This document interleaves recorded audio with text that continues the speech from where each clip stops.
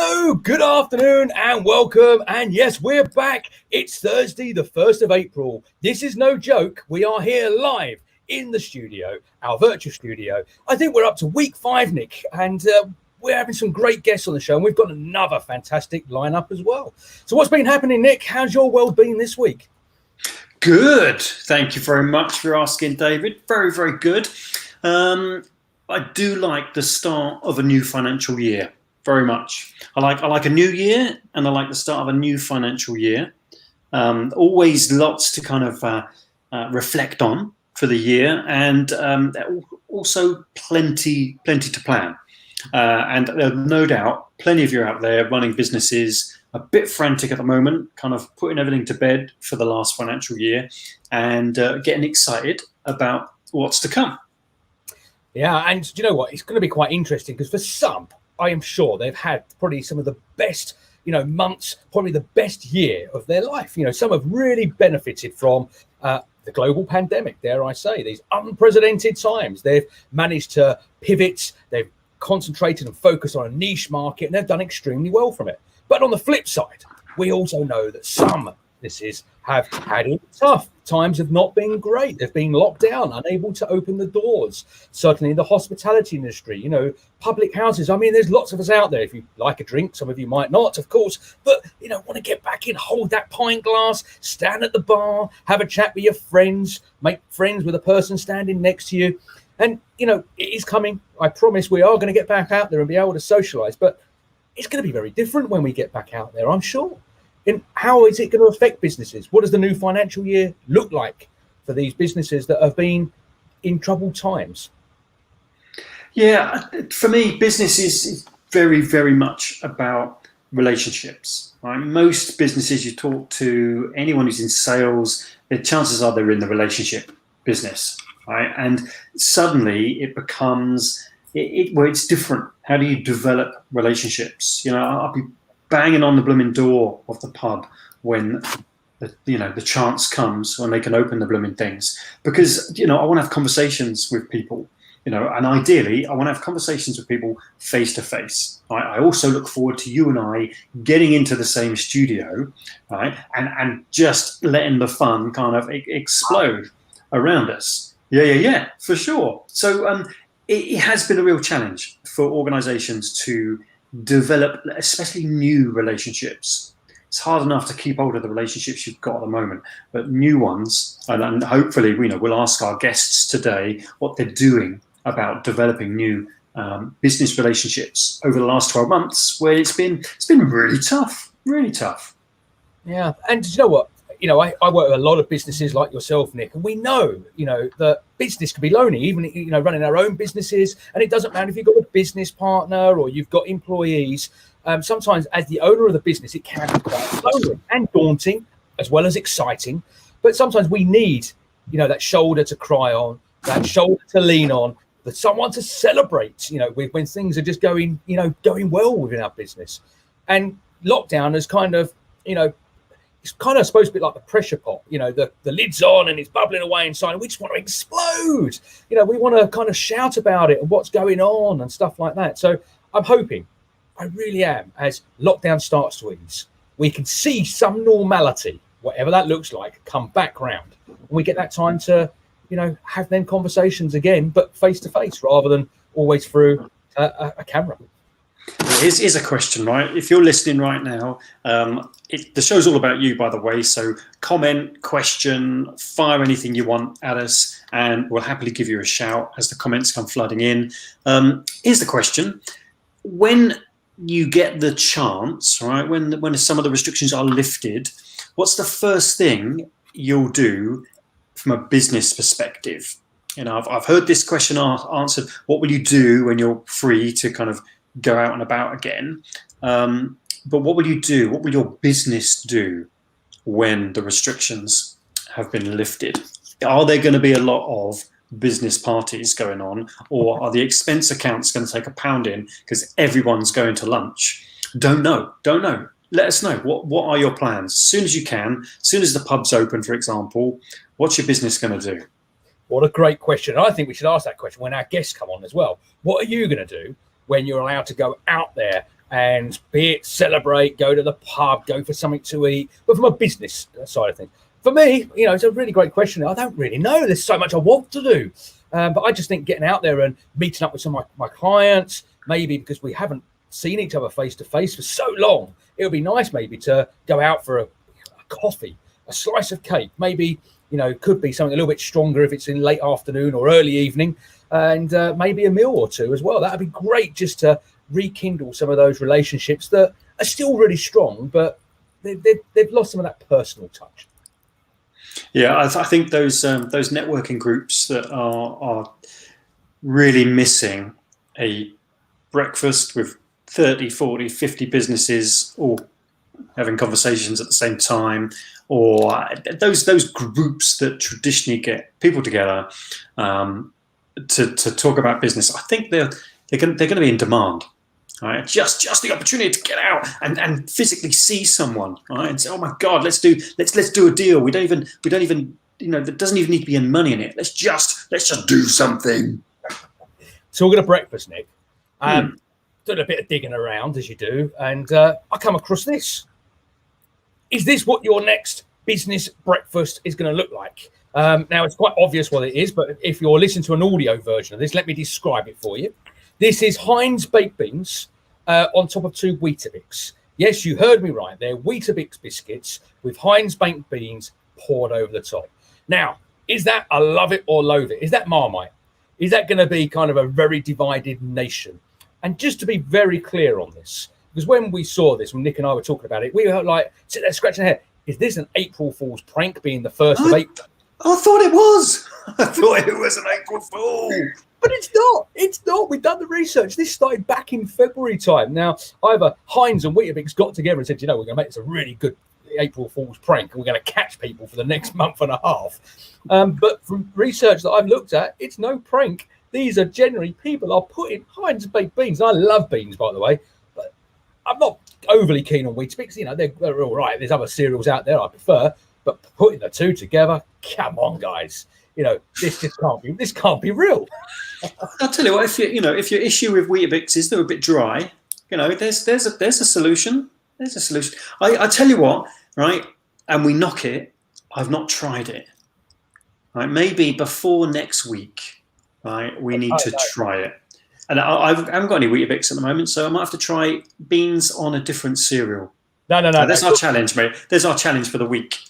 If we're going to do this, Nick, and we can put the dare on the table, it's got to be with Weetabix. You're going to have to get yourself out. It's essential supplies. You're allowed out to go and get some essential supplies. I'm going out to get my Weetabix and a can of beans.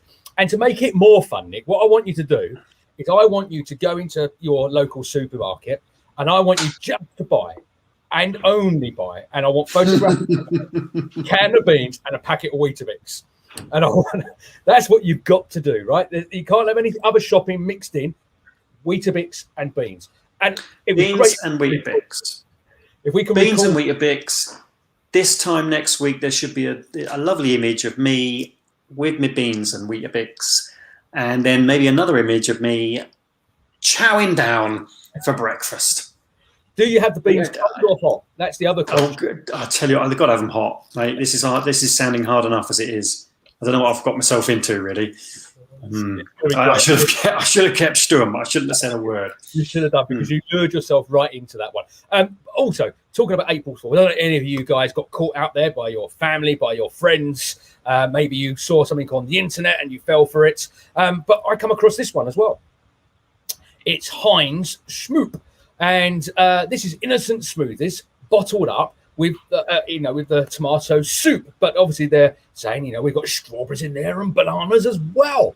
Now, I did do a little bit of research into this, and I'm pretty confident this is an April's Fool's, and you won't be able to pick this up in the shop. But Nick, if you do see it on the shelf, grab it, and I'll go for that. See what I like about this, David? That banana, right? He's having a lovely time in that bowl of soup. He's relaxed, like he's having a bath.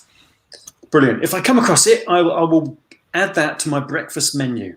No problem at all. Oh, brilliant. Well, Nick, we're coming to that point. 10 past the hour, or almost 10 past the hour. April Fools. But this is no joke. We have got a great lineup of guests joining us today.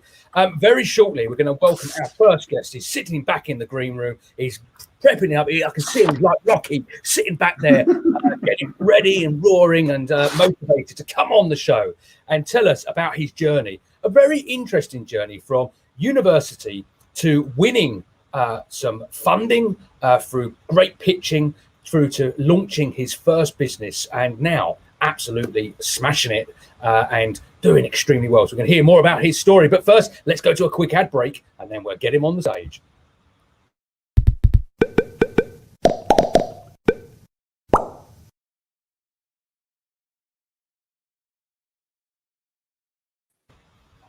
Well, here we go. And yes, he's live here in the studio with us this afternoon. It's Mr. Christopher Mason. Good afternoon, Chris, and welcome to the show. Hello. Thanks for having me on. No, absolute pleasure. Great to have you back. It was about 6-7 months ago. We did an interview with you for Uni for our podcast. We called them Unicast, actually. And you come on and you talked about your journey and that. But we said, do you know what?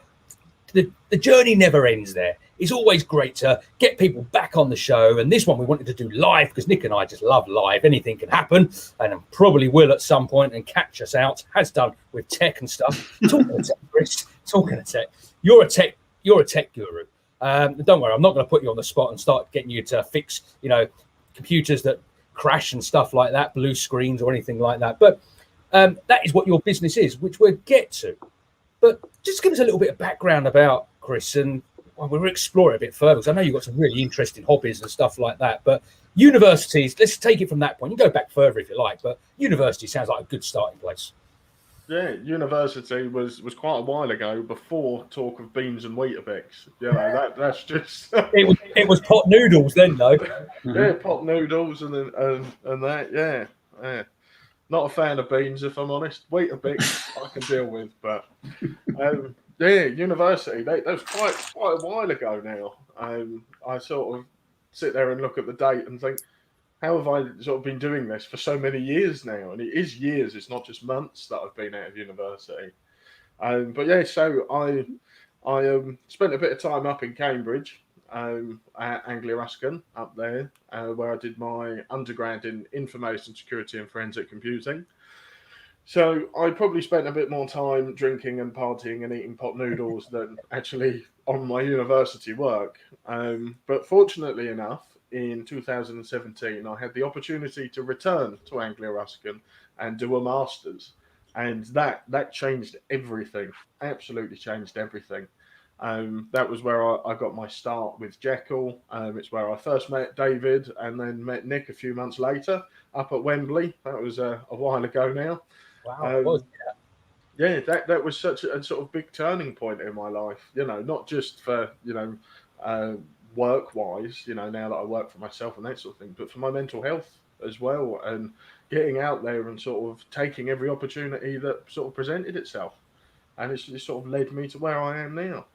Yeah. So let's talk about university. You're right. That's where we kind of first come across each other. I support the university, go in as much as Nick does as well. We give informative talks, share some of our experiences, help run some of the programs that they put on. And one of those particular programs we'll start with, which was called Be Your Own Boss. And which is, just to kind of give kind of some light around this, it's a seminar program that's run over a course of typically 6 months, where lots of different guest speakers come in and share everything from sales and marketing, finance, business planning, communications. There's lots of different topics that come in there: pitching, presenting, speaking, etc. And you was joining these sessions as kind of extracurriculum activity. And when I first met you, you was kind of tucked away at the back, and you participated, but you were in a nice way. You were the shy guy. You kind of kept yourself to yourself and enjoyed the sessions, and you kept coming back. But it unravelled over time. And absolutely. When I started, there was a reason I used to hide at the back. And if you've ever seen Harry Potter, you'll know what Hagrid looks like, and that's the hair and the beard that I used to have. There's a reason I remember, that I hid at the back. Yeah, I do remember. Yeah, so that is where it all sort of started for me. Sitting at the back of a classroom in the dark, away from all the lights, listening to people talking about their experiences with business, going through things like the business planning canvas, business model canvas, going over marketing, and just going over their experiences. And eventually, I was sort of convinced to get involved with it, and I've not really looked back since. It's amazing, right? That you go from the back of the class trying to hide Hagrid style. I don't know how Hagrid's supposed to hide at the back of the class, right? But you're trying to you're keeping all of your skills, your knowledge, and your experience kind of under a bushel, and then something happens, and you think, well, I've got to get a bit more involved. And you mentioned it did wonders for your mental health as well. And I'm a big believer in getting stuck in. Whatever that might look like helps. Right? It's going to be a journey, but it helps. And then you had massive success, didn't you? I've read somewhere, Chris, that you were Student Entrepreneur of the Year. Is that correct? How did that work? That was correct, and that was a big shock to me at the time. I mean, because I went through the Be Your Own Boss seminar series, and then I entered Anglia Ruskin's Big Pitch program. So I pitched the idea of Student Computers, the IT support company run by students for students. And, it was one of those win-win-win situations where everybody gets a good value sort of IT service. We're giving students jobs and making them more employable going forwards. It was such a sort of great idea. And I remember giving the absolute pitch of my life in front of a room full of people, most of them strangers, a few people that I did know, such as David and a couple of other ARU people. And and I thought, okay, that's it. I've done it. I've done my bit. That's it. I'll sit down now and, be quiet and see what happens. And then out of nowhere, there was a lady called Marcia was sitting there talking about how this student has come from sitting at the back of the classroom in the dark, always on his laptop, and now he's just given the best pitch we've seen, blah, blah, blah. And here we go, Chris, you're Student Entrepreneur of the Year. And I was sitting there thinking, there's got to be another Chris. It can't be me, surely. You did this, did you turn? Where are they? Yeah, you said, what? Do you recognise your old self, Chris, from that time? Can you look? It ain't that long ago, right? It's long-ish, but what do you think when you look back? I went through this recently because I'm in the process when the 12th of April rolls around. We're going down to a studio where a local headshot photographer is going to be updating my profile pictures for me. And I showed him a few photos of me back then with the big scraggly beard and the big hair. And I sort of thought, at the time, this was a bit of fun. That's all I was trying to do. I'd spent so long sort of working in certain places and not climbing the ladder and that sort of thing. And I thought, I'm going to take the opportunities now, and when I look back on it, I think, why was I ever in that situation? Why did I not do this a lot sooner? I could have left school and gone on and set up my own company. But no, I decided to wait near enough 10 years before I decided to do that. It is one of those things of, I think back to it quite a lot, but I don't let it drag me down. If anything, I look back and admire how far I've come in my journey. Other people may look at me and think, who knows what this guy's on, let's just leave him to it, but I'm enjoying myself and, I take pride in what I do and where I am now and sort of look back quite humbly upon where I come from. Yeah. And I do remember when I kind of first met you, after a few months, I compared you to an individual, quite a famous individual. And can you remember who that was? I can, yes. And I remember the exact time sitting in the back of that classroom or that conference space, sitting there thinking, and David's going, this gentleman here reminds me of this person. And I'm sitting there thinking, who's he on about? What's going on? And then, Steve Wozniak. Steve Wozniak. Honestly, I won't say you're a spit. You couldn't necessarily be twins, but there's some great resemblance, and there was then because you had a bigger, bushier beard, and your hair was a bit more wild, and it was my Steve Wozniak, and being in technology and IT as well, I just thought that paired up perfectly. I still think of you as Steve Wozniak, or you're on the journey to success, Chris. So talk a bit more about Jeccl. So IT company, you learned from well, I say for mistakes, they weren't really mistakes. You start on the journey of kind of the IT company for students, run by students, but realised that probably wasn't going to work the way you hoped, and also realised from a commercial point of view, it's going to be quite a tough ask. So you then kind of built Jeccl, and that's what you now run on a day-to-day basis. And Jeccl is an IT support company, basically providing IT services. So tell us some of the fun stuff. What's the kind of funniest thing that so far you've come across? I mean, have you found things like pieces of toast in the? We don't have CD-ROM drives anymore, but I do remember the days where coffee holders, CD-ROM, put your cup of coffee in it, and stuff like that. What sort of things are you coming across these days? And keep it clean, please. I can't say that I've come across an awful lot of particularly weird, wonderful, or wacky things. I've come across a few things that are frustrating, like when you have to drive 45 minutes to have someone's HDMI lead in because they can't work out where that goes. But that's more frustrating than anything else. And I know I've not come across, pieces of toast, or hot dogs or whatever people want to ram into their USB ports or, anything like that. I can't say I've ever seen anything sort of extravagant, really. But maybe that's just the sort of clients that I tend to go for. Have you had that client yet where you've been saying to them, they're saying it's not booting up, and you go through everything, you get the check, and you go out to site and you kind of like turn the pad? Have you had one of those scenarios yet where they've checked everything but they've forgot to plug it back in again or something silly like that? I've had a couple of instances like that where someone's plugged the wrong cable in the wrong plug,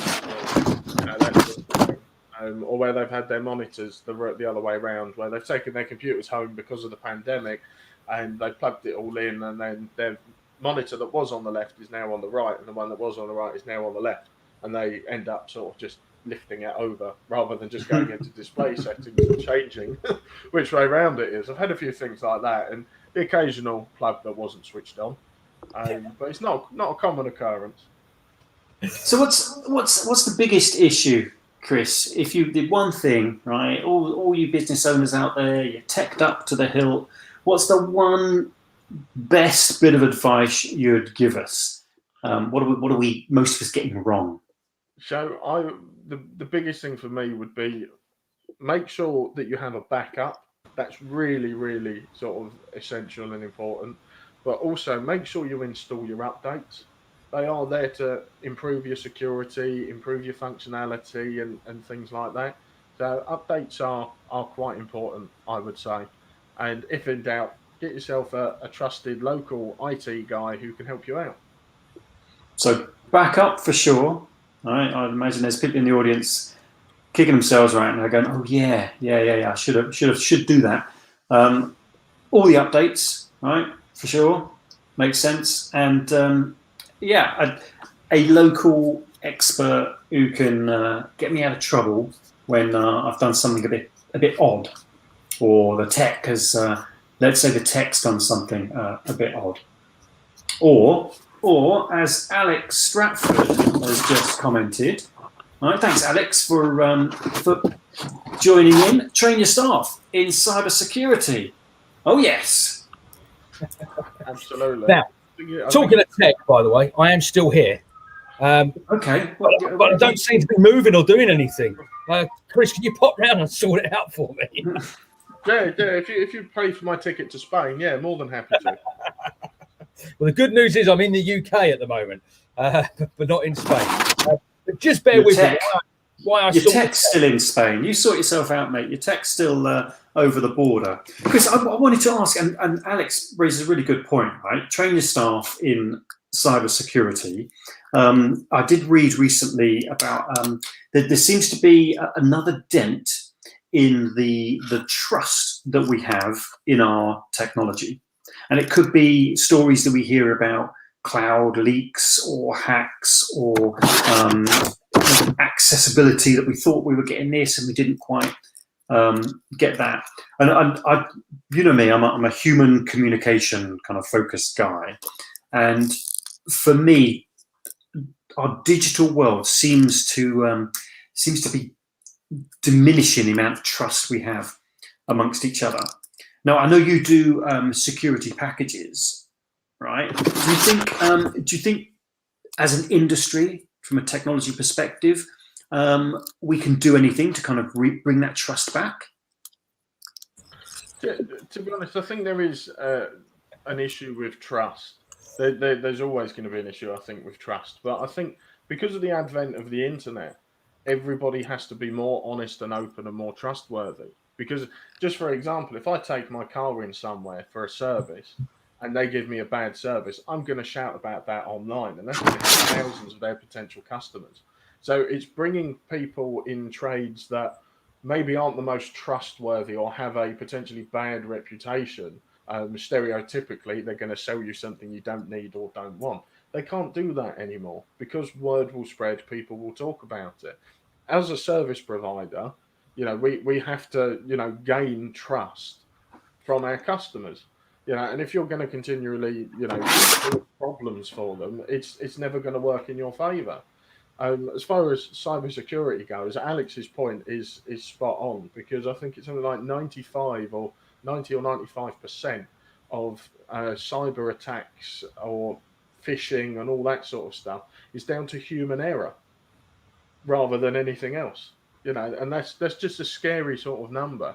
And it's usually people write down their passwords and just stick it on their monitors and things like that. And it's we've all got common sense in us, but some people don't action that, unfortunately. So yeah, I think it remains to be seen what's going to happen. But yeah, trust is implicit in everything. It always has been, and I think now people are actually more trustworthy than they used to be because they're all held accountable, and you're not just being held accountable from your experiences; you're being held accountable by everybody else on the internet. Very, very, very true. Very true. You can't. There's nowhere to hide, is there, these days, right? So hopefully that does instill an environment that there is more trust. But I think you're right. We have to be more trustworthy. We have to work much harder on being, seen to be the sort of people that our clients can trust. And any business out there, I think, has to work really hard to show that their audience that they are trustworthy. Hey, getting on there, David, talking about tech, my friend. Well, I'm still here and I'm joining the conversation, but I just think, I feel like a bit of a mannequin, really. I'm very still and stuck. But hey, that shouldn't bother us too much. I will try and fix the tech. I think it's internet streaming problems, which is always the biggest issue. Chris, kind of to wrap up your time here on the show today. Now I know you're a lover of motorbikes, and you've got a motorbike that you invested in, and you go off touring and stuff like that. Tell us a little bit more about your passion for bikes, away from business here. It's always nice to find out a little bit about someone in a little bit more detail. Yeah, so my passion in bikes started only a couple of years ago when I was working at Anglia Ruskin. I needed a way to be able to get to campus and get off of campus relatively easy and quickly. And yeah, I bought one of these three-wheeled motorbikes, one of these ones with the two wheels at the front, because I'm fortunate enough to be able to drive that on my car license.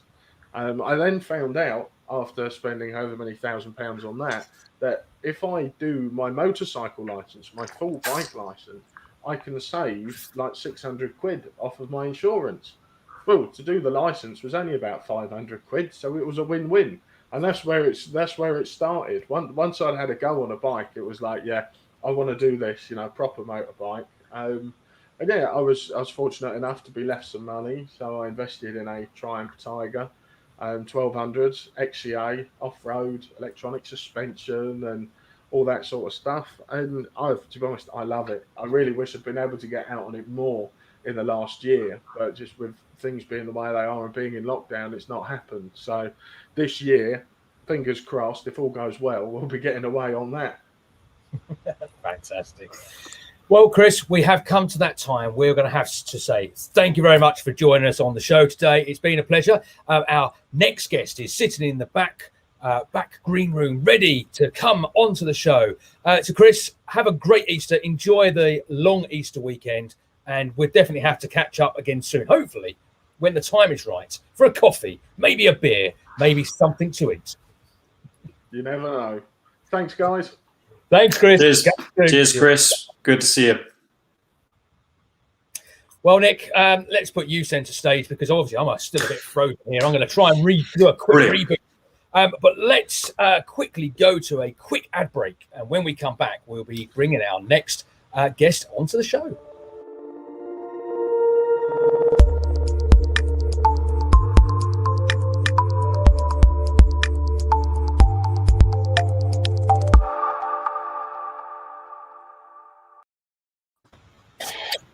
And here he is, live with us on the screen, our virtual studio. Good afternoon, Jason. Jason Roberts, the CEO of Kaleida. Welcome, Jason. Great to have you on the show. Jason, I know we know each other, but you've never met Nick before. So say hello to Nick. Yes, David, Nick, good afternoon to you all. Early evening. There you go. April the 1st, early evening to you all. How are you? It's great, isn't it? Look at it. It's still light. The world is good. You know, things are getting better. We're making progress. How you doing, Jason? The worst thing is that my cat's now waking up earlier to get outside. Man, I don't know what you're supposed to do. And you've got a couple of daughters, haven't you? I bet they you know, the cat gets up. I bet chances are, do they wake up? The funny thing is, my daughter's actually the eldest one now. She stays in bed a lot longer, so that's the challenge in itself. But got two daughters, aged 16 and 10 years old. They've done quite well actually during the whole lockdown period. But for the most part, look, they're glad to be back in school now. They're back with their mates and helping them with their general mental health improve as a result. Yeah, we were talking to Chris about mental health, and he was quite open that when he started his business, you know, he's back of the room kind of guy, but started his business, started to get more involved, and it did him a world of good. And I think all the kids have really looked forward to being able to be in the proper company of their mates again. It's been a tough number of months. Look, I mean, I'll certainly touch on that throughout this conversation, but when you start your own business, your mental health goes on an absolute roller coaster. There are some really extreme highs, but the lows are so low. And being in this real kind of synthetic environment that's been created as a result of the COVID pandemic and lockdown, it can hit you, double whammy pretty much, because you're dealing with the stresses of isolation as well as the stresses of actually being trying to run your own business as well. So the mental health is one of the things that no one talks about when it comes to starting your own business. But certainly some conversation I'll be happy to share as well my experiences throughout this conversation. Yeah, I think it's something that needs to be talked about because it's really lonely, right? Tough and really lonely. Certainly if you're doing most things yourself. Yeah, look, the funny thing is you wear so many hats on when you're running when you start a business, particularly if you're starting independently, and even if it's an LTD structure, you still might be working as a sole trader. So there are days there'll be in one day, just like the British weather, you'll have multiple seasons in one day. You will be the financial officer, you'll be your CIO, you'll be the technology officer, you do the administration, doing secretarial work. You do all these different functions as part of a startup organization. So certainly having to understand that journey and that challenge and how that impacts your health is a really important lessons to share. Yeah, and I think certainly us blokes, right? We don't talk about it enough, for sure. No. I think it's historically we're not expected to wear our heart on our sleeve and talk about our emotions. Okay, and we go wrong. Yeah, we go wrong there. We should. Yeah, I think it's culture as well. I think culturally, us Brits, the British I should talk about, didn't really know much about mental health. Where we don't really talk about therapy. Across the pond in the US, for example, it's very commonplace for people to have a therapist. And if you look at mental health and mental illness, they are two different things, often conflated.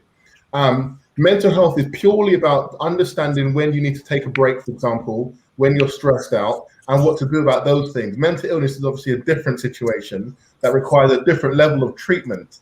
But you're right. I don't know if it's just men. I think maybe as a man, I'm very comfortable talking about what's ups, what's downs, how I feel with complete confidence. And in actual fact, that can sometimes encourage others to speak out as well about how they feel. Yeah, no, it's very true. And I'm back. Look, I'm moving, and my voice is synced, which is great. A quick reboot of the browser fixed the problem. Jason, it's really interesting. You know, we're talking about kind of mental health here, and obviously in the past it was a kind of a bit of a taboo subject, and even to a degree now there is still. I know it's much widely more talked about. You know, everyone is talking about it kind of on a daily basis. But I think Nick said, and you've just said, you know, quite often men will kind of hold it back a little bit. And maybe, is it, you know, through proudness? Is it through masculinity? You know, I don't want to share. I don't want to say I'm kind of on a bit of a low and on a downer. Well, look, I think for the most part, as the best way to put this in the most political way, perhaps, is men are not supposed to cry. We're not meant to like the color pink. There's something that we're just not meant to do, right? And frankly, I call BS and all of that. Pink is my favorite color, David. Right, it's my favorite color. My daughters know it, and in the same way that I kind of tell myself as a grown man, I'm 42 years old now, that I'm allowed to cry, I'm allowed to be upset. You know, I sometimes sit here as a business person, and I struggled with some of the pressures that come with that process and that journey. And you know, you don't talk about it all the time, but something like, you know, I had a tearful eye today because I was overwhelmed with what's happening.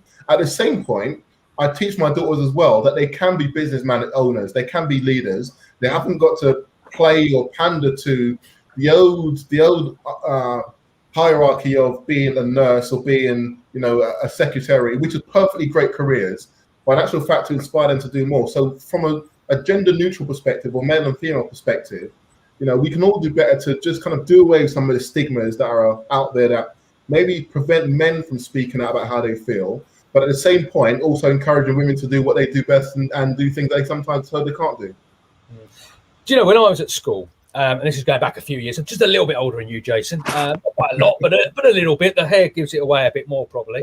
Probably about the same age as Nick. Nick, 21, are you? Something like that? Around that time, yes. Around that time. Yeah. When I was at school, when the teacher used to say, what is it you want to do when you grow up?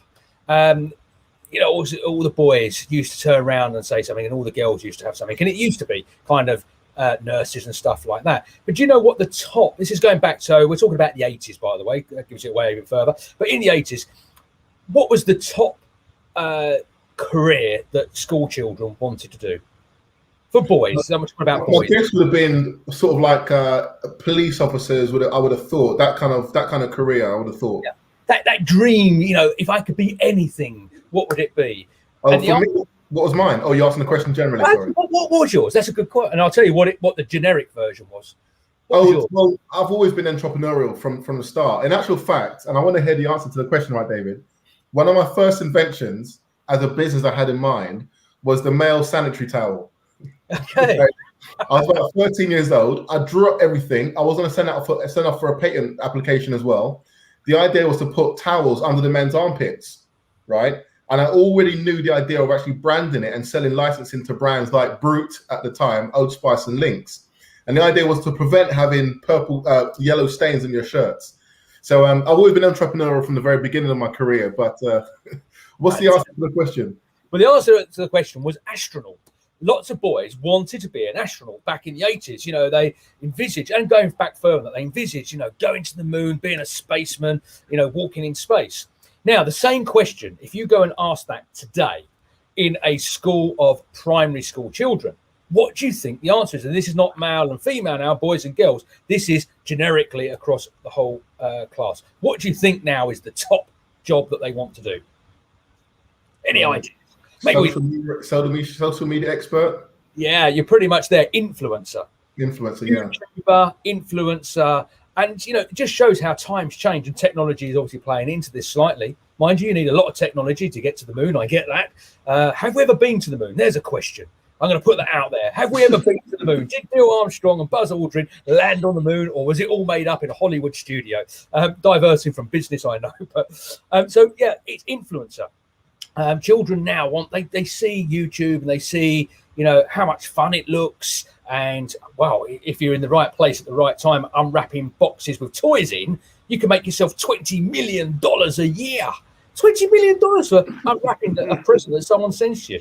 It sounds great. Anyway, I totally diverse because we're here to talk about obviously Jason and you and your businesses and what you've succeeded. But Kaleida, tell us a bit more about it. It's a really interesting concept, and I know it was, and I believe it still is, a UK and European first as well. Correct. Yeah. So, my background is interesting. I spent 24 years in financial services, 11 years working within investment banks. I was at JP Morgan for 5 years, for instance, within the technology side. And then I moved and done probably 13, 14 years or so, actually selling technology to asset managers and banks. Now, as a salesperson, my job was to find opportunity and close deals ultimately. But what was difficult was actually finding the opportunities where you could sell your product. And that's what you call basically building a pipeline. Now, on the other side of the kind of the phone call, for example, would be a procurement professional, someone who was responsible for buying products and services from a supplier. So we're going to call those people buyers, and I was essentially a supplier. Now, when those two very rarely meet, they don't often come together. They often miss each other. There were so many times, I'll be making 14, 15,000 phone calls a year to find and build my pipeline. There were so many times when I would call that procurement person or that buyer, and they would say, we've just signed a deal. The tender process has just started. The tender process actually is a way that companies buy large products or services. They go through a process called a tender. So they would say the tender process is already closed, or we've just signed a contract or a contract extension with our incumbent. And we always missed each other. So I decided to kind of build a platform that would really essentially connect buyers to suppliers. Now, this is most importantly, without the noise of social media. So there are platforms out there that are fantastic at what they do. They are LinkedIn, Facebook, Twitter, etc. But when you're a business and you're trying to sell, promote, or advertise your business, often those platforms don't allow you to really do that to the point where you actually make sales. And I'm talking about the B2B marketplace. So if you sell B2C, you can do quite well on those platforms because essentially you're selling to people. But when you're selling to another company, from a B2B perspective, so business to business, those platforms are sometimes struggle to allow you to do well because they're built around algorithms that promote social content.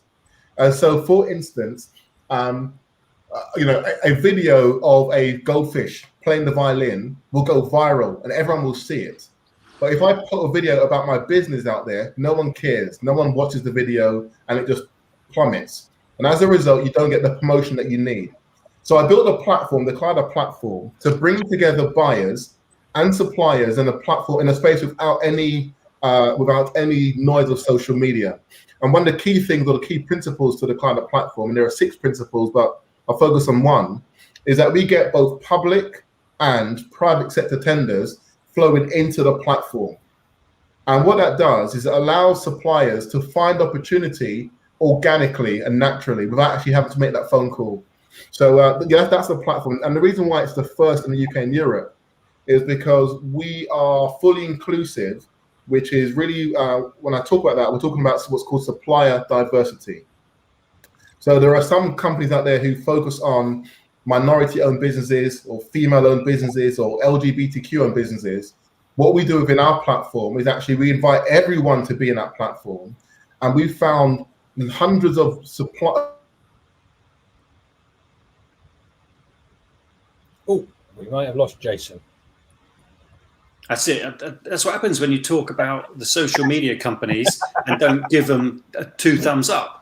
Right, that they track you down, doesn't take them long, and they freeze your internet. That's really cool, though, right? So he's seen a problem that he's recognised as a sales guy.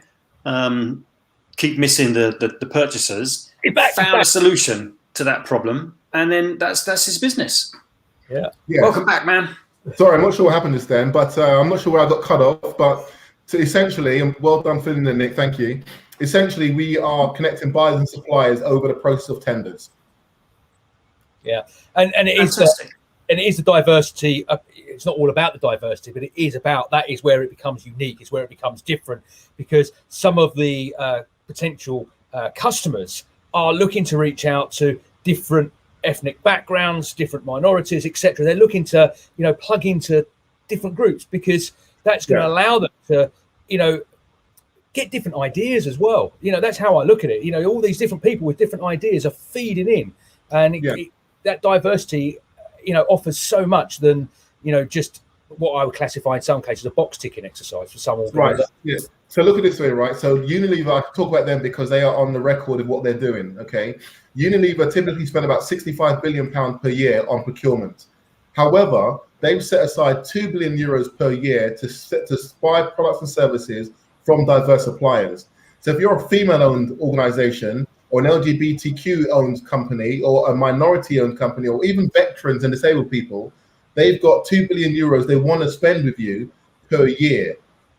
So it's fascinating to know and great to see that the confluence of events around the world, Black Lives Matter, the Rainbow Movement, all these movements have resulted in a world where large companies are really focusing on trying to help minority and typically underutilized businesses succeed and do well as well. So that's, we look at suppliers and diverse suppliers as our client base, but that's what makes us unique and different.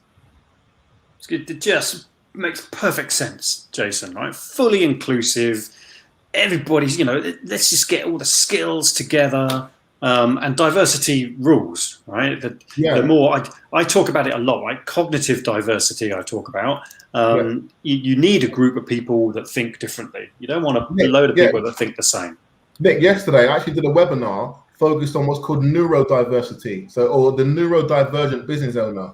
So for instance, that's an example of that would be someone who is has autism or dyslexia. Sometimes these individuals approach problems differently. And what buyers are after is actually trying to uncover innovation and services and innovation and creativity that will differentiate their customers' experience. Now, what you can't do today in Google is say, show me a marketing company which is owned by someone who's dyslexic. You just can't do that search. Or show me a female-owned business that it does marketing in Bristol. You can't perform that search because the data isn't there. Within the Kaleida platform, we've actually begun to capture that data, which is what's really appealing to our customer and client base. Yeah, good work. Yeah, absolutely. Now, Jason, for those that are listening, maybe watching this on catch up, Kaleida, how do they find you? And I also know that, only because we had this discussion, that you offer a trial of this for I think a month, isn't it? 30-day trial, so people can see how it works. Talk us a little bit more about how they can find you, how they can trial it, and give it a whirl. Yeah, so if you have a UK operation, a UK business, a company registered at Companies House, you're able to access the platform. And what we've done is, in order to kind of help companies get used to the platform and post content and engage and see what tenders are in the platform, we are offering a free 1-month trial. Now, when you get to the login page, you'll actually see that there's a coupon code that allows you to enter that code, and that gives you 1 month free. To get access to the platform, what I would advise is actually visit www.kaleida.co. So that's KALEIDA.co. Read through the content and just understand a bit about who we are and what we do. And if you want to register, in the top right corner, there's a registration button that you can press that takes you through to the platform. And I think today we've got probably £1.2 billion worth of tenders currently on the platform that companies can kind of go for and apply to and try to win. Our goal is to help businesses succeed, help businesses win revenue and grow their operations. And the way we do that, like I say, is to bring those buyers who are looking for opportunity, looking for innovation, we're bringing them right to you as a business. That's what we do best. Yeah, fantastic. So put the business to one side. It's all exciting stuff. And yes. I love business, but we are coming up to an Easter bank holiday weekend. What are you up to this weekend? You're married. You got 2 children. Is it a little girl? 2 girls? Is it 16 and 10? Yeah, man, they need entertaining. Those girls. No, well, you know what? The funny thing is, I've missed golf so badly. I'm going to go out actually probably after this to the golf range and hit a few balls. I've got 9 holes booked for Sunday, and I'm hoping to get at least 18 holes in at some point in the next couple of days as well. So I love sport. I think it's really good for the mental health, as I said earlier. But also, it's just great time to process stuff. You know, I've got so much information in my head about the business and how to take it forward that sometimes the quietness, when you're focusing on the golf shot, actually helps you perform better when you get back to the desk. So that's my weekend. Are you any good at golf? You got a good handicap? No, I can get around the course comfortably. Oh, I can get around a course uncomfortably. Yeah, so it's similar. Yeah, I'll tell you a funny story, right? So we got married actually on a golf course, and the day after the wedding, a friend of mine, we went out to we went out to go and play 18 holes. We lost, I think, about 9 balls on the first tee. that's how bad it was. That's hangovers and whatnot. But yeah, you have to enjoy these small moments in life because business is really challenging, really demanding, and you have to really find your balance. You know, I wrote down a couple of tips for people starting businesses on what they should focus on and what they can expect. And really finding that time to unwind is really one of those critical points that people should pay attention to. Yeah. So this week, I like to run, Jason. Right. So when I'm running, it gives me headspace, physical space, outdoors. Anything outdoors is a real winner. Just that freedom of thought. Some of the best ideas, some of the trickiest stuff that I've ever had to deal with in business, I've solved out on a run. Yeah. So it's kind of almost opens your mind. I think outdoors works best for me because all that space kind of just allows me to kind of my mind to expand. So I totally get that. Yeah, Nick, the funny thing is, right, here's what's interesting is it's still you, it's still your brain, but sometimes when you're stuck in the same spot, your brain stops to function. And how many times, right, have you stepped outside your door and literally 5 minutes then into your run or your bike ride or playing a football match, or whatever it might be, does the solution come to you? So for me, that ability to step away is one of the most productive, I guess, tips that anyone could really take on board to solving problems. And it could be you're writing a thesis. It could be you're doing a dissertation. It could be you're trying to create a business plan, whatever it is. Sometimes when you're stuck in that space, you have to get away from it to actually find a solution. And that's what you're right. I find that works really, really well. So weekend is golf, hitting some balls, some family time. Couple of beers. Couple of beers, why not? Absolutely. Some thinking time, and then back on it, or probably Tuesday, like most of us next week. As a business owner, obviously over the last 12 months, Nick and I were talking about it at the beginning of the show, it's been challenging for some. And you started your business, it was just before the pandemic kicked in, wasn't it? Or you were just literally on the roll of doing that. How's the last 12 months kind of been for you? You know what's interesting, right, David, is that so we started actually coding the platform in April last year. I had to make a decision. So we're right bang in the middle of lockdown. I had to make a decision. Do I persevere with this and go through with it, or do I pack it in and don't even start the project? And sometimes when you have to make a calculated guess. And I'm so pleased because when everyone had down tools, when everyone was taking this for granted, that is, you know what, let's just work from home and do nothing. Let's lounge around. I was grinding and grafting as hard as I possibly could. And it put me in a fantastic position now that the product is fantastic. The feedback's great. And we're talking to, top tier businesses, like the top leaders in the world, FTSE 100 companies, Dow Jones companies, who actually want to work with Kaleida on this basis. And so I think it's down to personality, but I used the downtime as opportunity to actually really ramp up my game. And I was able to focus without distraction. And that was the key thing. So using those opportunities when everyone else has got their eye off the ball is to actually put yourself forward is what I did. So it's been great for us. We've got a number of clients on board. The reputation is growing. We're being seen now more as thought leaders in the space as well, because when everyone was quiet, we were out there putting up content to talk about what we were passionate about. Sounds, there are opportunities. There are massive amounts of opportunities out there, but they quite often take some finding, take some graft, take some focus. Yeah. And you're spot on. You're spot on, Jason. Because I remember, I don't know if he does it now, but Andy Murray used to practice tennis on Christmas Day because he knew his competition chances are they wouldn't be practicing. So he could improve himself a tiny bit, and they would potentially not be doing the same. Yeah. Well, the funny thing is, right, Nick, is that if I wasn't doing that, I would never be where I am right now. If I took my foot off the gas, and it's look at like if you're driving a car, if you take your foot off the gas, you're not going to go anywhere. You might coast for a little while, but eventually you'll stop. And those who have got their foot down on the pedal will go past you.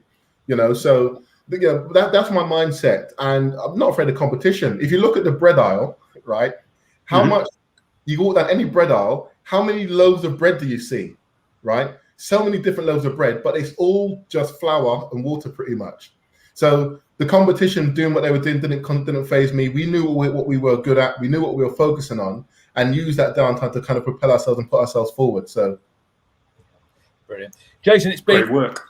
Great having you on the show, sharing your story. I'm going to have to say, and I say this to all our guests as well, because it's so interesting how journeys unfold, but we will absolutely have to get you back on the show in probably 6-12 months time, because it'll be so interesting to see how the journey has progressed. And you're talking about big brands, big organizations, big blue chips, and it'll be so interesting to see how that all develops and takes it to the next level. You'll be talking from your big offices in the New York skyline, I'm sure, at that time. Look, you're right. Look, dare to dream, dare to be great, plan and execute. Don't be afraid of competition. The world is your oyster. So go out there and live your life and do the best you can. And thank you so much for having me. Been a pleasure. We're going to let you go off. Great advice, Jason. Thank you very much, sir. Thanks, Nick. Cheers, David. Thanks, then. We're going to let you hit some golf balls, which I know is a passion. Thanks, Jason. We'll see you soon. Wow, Nick, what an exciting show. Apart from the great work. Two fantastic guests, and so much knowledge and experience has just been shared with us.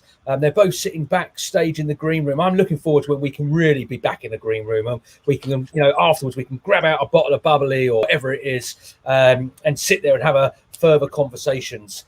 Because it is so interesting hearing all these different stories and different journeys. Thing is, everybody, and this is true for every single guest we've had on these series of shows, as their own experiences. Okay, they had a business, they've grown it, they've done something with it, they've travelled through the business landscape, and not afraid to share that experience. And it just every week, right? There's some more nuggets. There's more nuggets. I'll take a few more notes, or I should go and do that. I should think like that. I should do that. So there's such value to be had in conversations with like-minded people. Yeah, absolutely. So, Nick, what are you up to this weekend? Anyway, Easter weekend. You're out for a run. Sunday, I'm doing a trail marathon. Right, I've only done one marathon in my life, and I hated it. It was before I knew anything about running. All right, it didn't go very well. But now I've fallen in love with running again. Sunday, I'll be donning my trail shoes, ready for the mud and the trails. And it's a long way. Right? It's not just pounding the streets for 26 miles. It's through the woods, in the mud, up and down the mountains. So it's going to be quite an adventure, but because the restrictions have been lifted a little bit, we can actually travel a bit. We can see each other. Going to see my lovely mum tomorrow. Hi, mum. I know you're watching. Very excited about that. Very excited about seeing some new people and having some lovely conversations. Yeah. Hi, Mrs. Luby. Hi, Nick's mum. Thank you for joining us on the show. You're welcome every week, of course. Right, well, Nick, we are reaching the final minute and a half before we say goodbye and wish everybody a happy Easter weekend. But what we do want to do, we're looking for more great people to join us on the show. We are setting up, we're looking for guests to come and join us from the back end of April into May and beyond. And if you want to be part of the show, you can go to uni.co.uk, click on Uni TV, and you could say, yes, I want to sign up to the show, click on the button. Give us a bit of feedback, a little bit of information, nice, simple, easy questions. And we'd love to welcome you to the show in the future. So let us know, or pop it in the chat box below and we will share that link with you. Because it'd be great to get more diverse, more organisations, businesses. And you don't have to be in the UK, by the way. We have got people joining us from over the pond into Europe and beyond. So don't worry if you're not a UK business. We welcome you here with open arms. Yep, just get in touch. Get in touch. Let's have a chat. And let's see how we can get you on the show to share all the stuff, all the really cool stuff that you know and you've experienced. It's going to be great. Always looking forward to it, David. Absolutely. Well, till next week, Nick. Bye-bye from me. Cheerio.